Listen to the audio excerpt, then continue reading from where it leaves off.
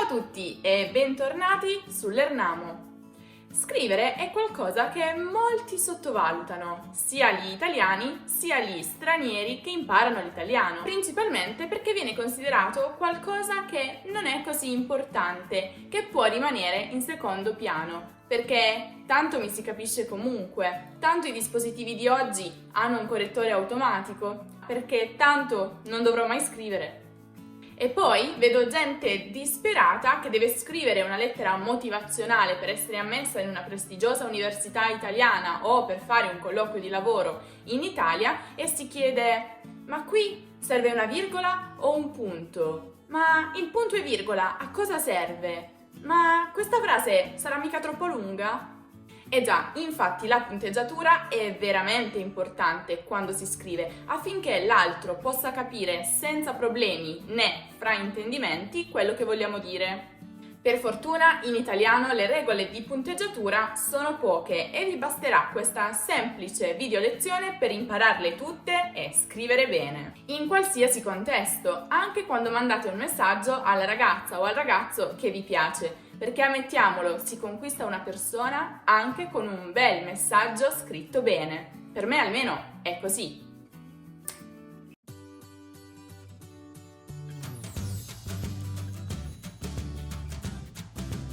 Allora, prima di cominciare voglio farvi un paio di esempi per farvi vedere come la punteggiatura può cambiare completamente il significato di due frasi apparentemente identiche. Andiamo a mangiare, nonna. Andiamo a mangiare, nonna. Giornata difficile da dimenticare. Giornata difficile da dimenticare. Davvero queste frasi dicono cose completamente diverse? Sì. Vediamo le prime due frasi. Se voi dite andiamo a mangiare, nonna, avete notato la pausa prima di nonna? Questo significa che voi vi state rivolgendo a vostra nonna, che la state chiamando per invitarla a mangiare o per avvisarla che state andando a mangiare. Se invece dite andiamo a mangiare, nonna, senza pausa, significa che state invitando qualcuno che è con voi ad andare a mangiare insieme a voi la vostra povera nonnina. Come pasto, non so se mi spiego. Una virgola salva una nonna. Passiamo invece alle altre due frasi. Se dite giornata difficile da dimenticare senza pausa, significa che la giornata di cui state parlando sarà difficile da dimenticare, perché magari è successo qualcosa di molto importante, bello o brutto che sia. Se invece dite giornata difficile da dimenticare con una pausa nel mezzo, significa che la giornata di cui state parlando è stata particolarmente difficile, particolarmente brutta, tanto che deve essere assolutamente dimenticata. Notate la differenza? Usare male la punteggiatura può creare grandi problemi di comprensione, perché chi legge capirà una cosa diversa da quella che invece volete dire. Ma ora vediamo subito quali sono i segni di punteggiatura in italiano, così da sapere subito con chi abbiamo a che fare. I principali sono il punto interrogativo, il punto esclamativo, la virgola, il punto e virgola, le virgolette, i trattini, le parentesi. Cominciamo con la virgola. La virgola segna una breve pausa nella frase. Si tratta di un separatore che viene utilizzato per far respirare il lettore se si legge ad alta voce e dare ritmo alla frase. Ecco i casi in cui si usa. Quando si stila una lista tra i vari elementi, tranne tra gli ultimi due, dove invece va messa una E. Per esempio, sono andata al supermercato e ho comprato mele, arance, miele, carciofi, pane, marmellata e patate.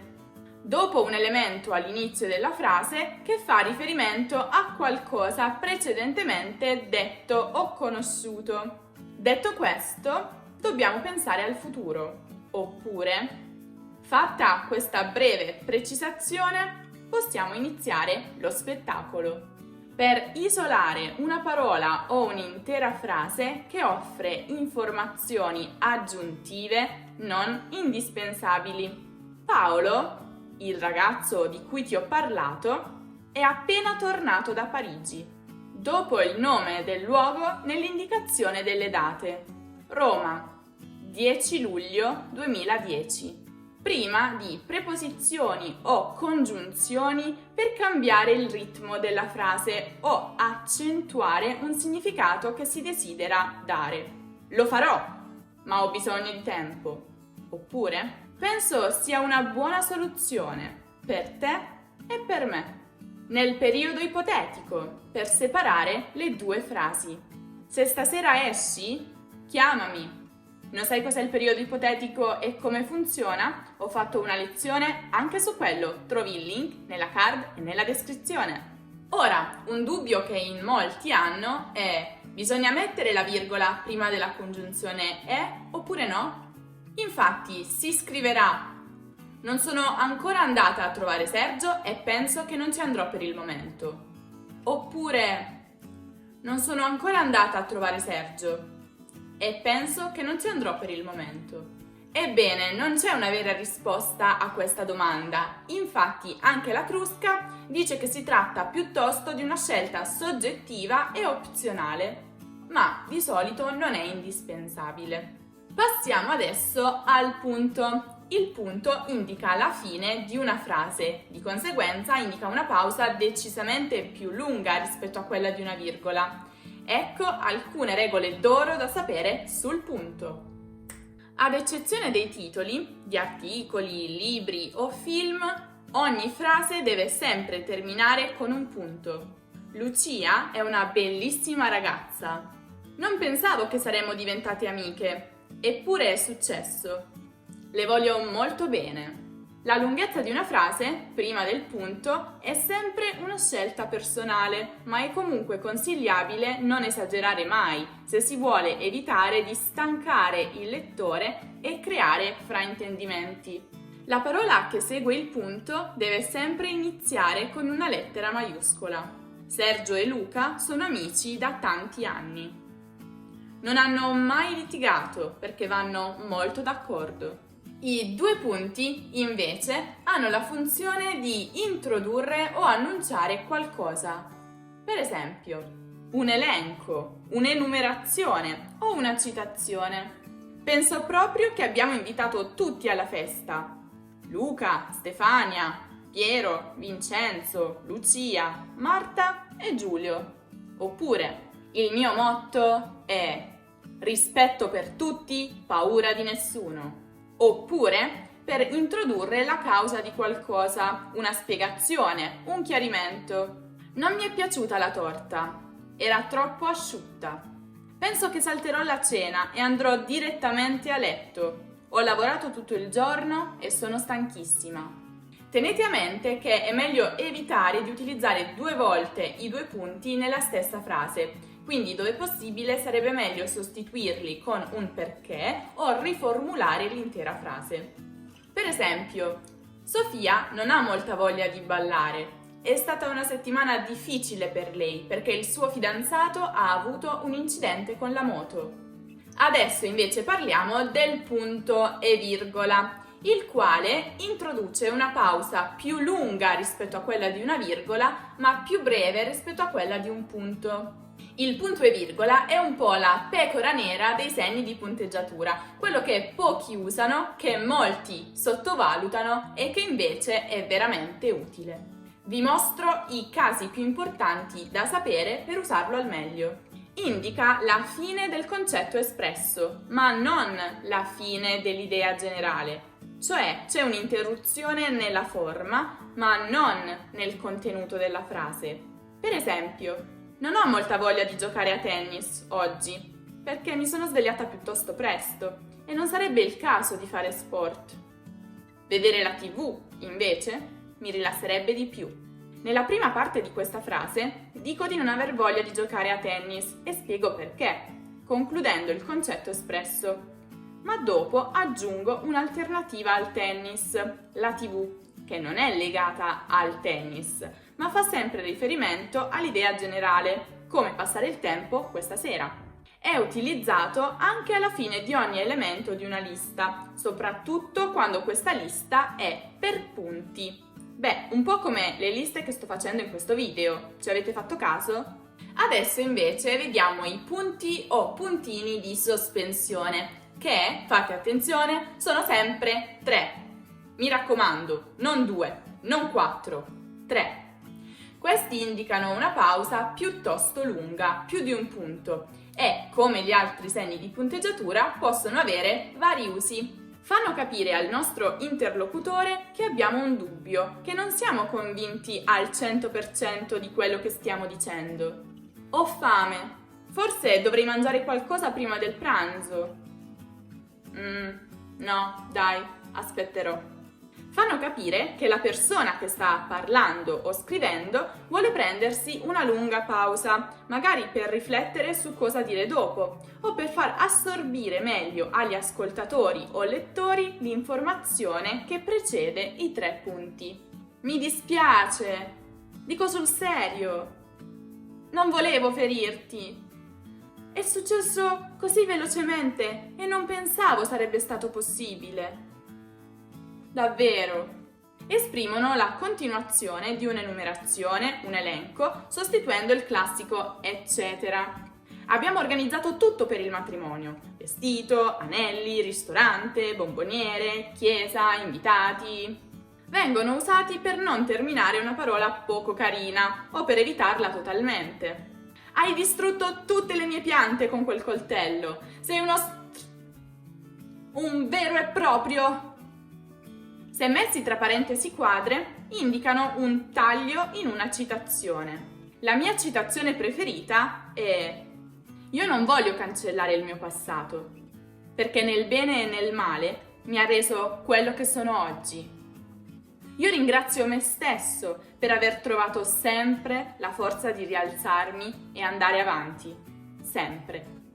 Di Oscar Wilde. Adesso vediamo invece il punto interrogativo e il punto esclamativo. Il punto interrogativo è usato alla fine di una domanda. Cosa possiamo fare per lei?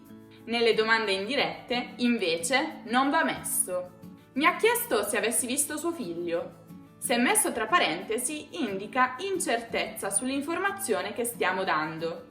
Dante Alighieri è nato il 21 maggio 1265. Il punto esclamativo, invece, si usa alla fine di una frase che enfatizza. Può esprimere rabbia.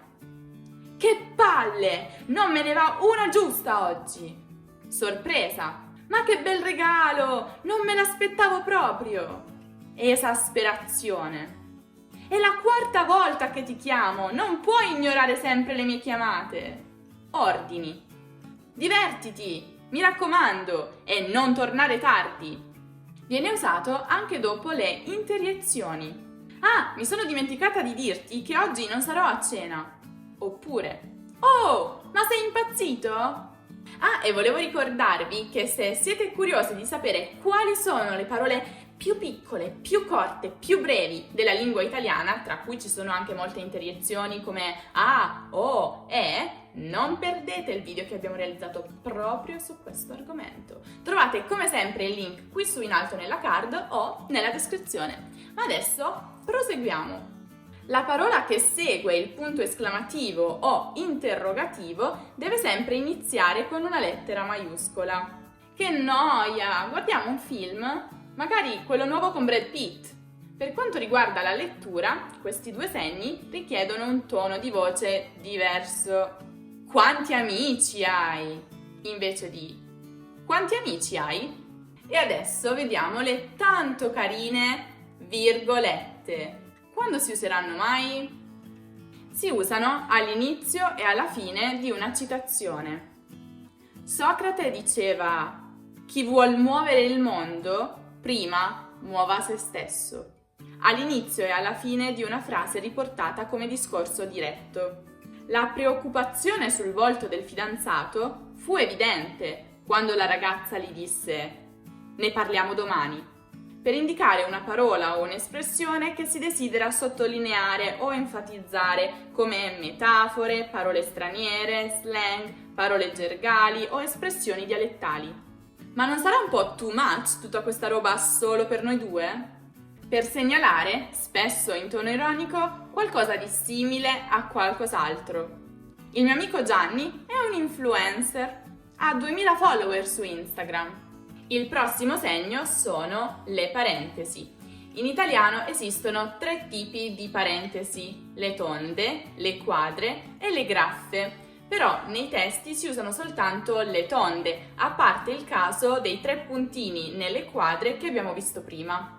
Tutte e 3 sono invece utilizzate in matematica, ma se volete approfondire il tema della matematica in italiano, potete farlo attraverso il nostro video dedicato proprio a questo argomento. Come sempre, link nella card o nella descrizione. Ricordate sempre che quando si trova una parola o una frase tra 2 parentesi tonde, bisogna cambiare il tono della voce.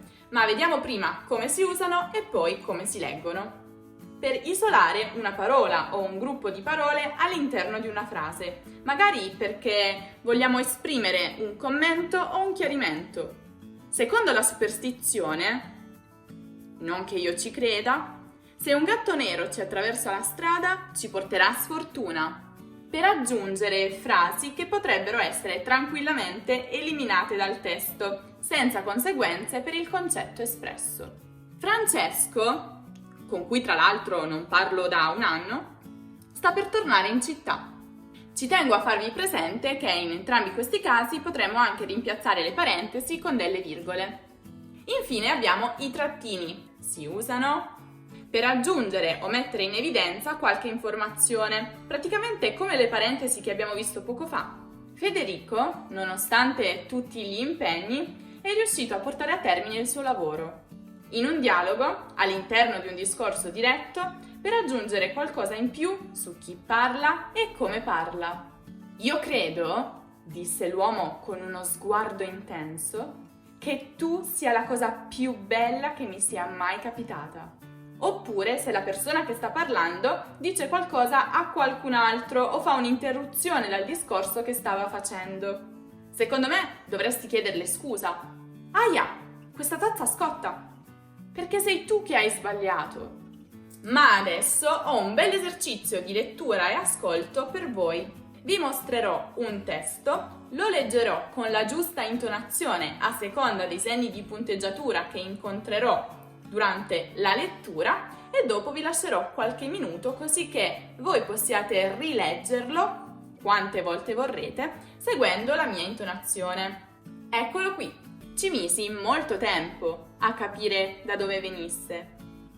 Il piccolo principe, che mi faceva una domanda dopo l'altra, pareva che non sentisse mai le mie. Sono state le parole dette per caso che, poco a poco, mi hanno rivelato tutto. Così, quando vide per la prima volta il mio aeroplano, non lo disegnerò perché sarebbe troppo complicato per me, mi domandò: che cos'è questa cosa? Non è una cosa, vola. È un aeroplano, è il mio aeroplano. Ero molto fiero di fargli sapere che volavo. Allora gridò: come? Sei caduto dal cielo? Sì, risposi modestamente. Ah, questa è buffa. Com'è andata? Fatemelo sapere nei commenti. Invece, se volete imparare a scrivere un'email formale in italiano, non perdete il video dedicato proprio a questo argomento. Come sempre trovate il link nella card e giù nella descrizione. Infine vi ricordo che se ancora non lo avete fatto, perché non lo avete fatto, dovete seguire Learnamo anche su tutti i social, su Instagram, su Facebook e su Twitter per tanti contenuti extra. Vi aspettiamo. Ci vediamo prestissimo per un nuovo video. Ciao!